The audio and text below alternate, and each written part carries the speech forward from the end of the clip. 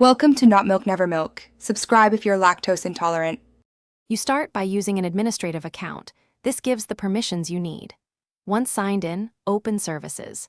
MSC and find the service returning access denied.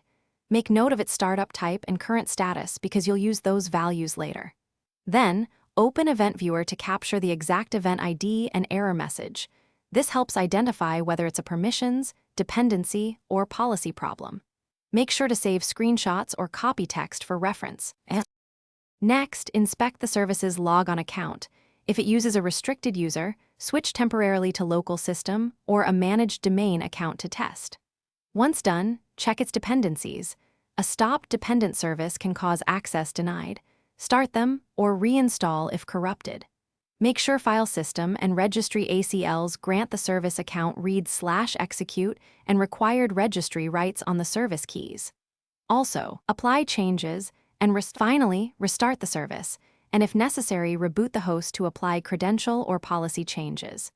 Make sure group policy hasn't reintroduced restrictions. Run gpupdate/force and check relevant GPOs.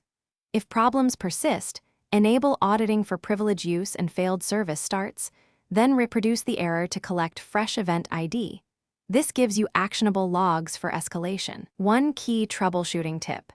Test using a local admin account to distinguish policy issues from service-specific permission problems.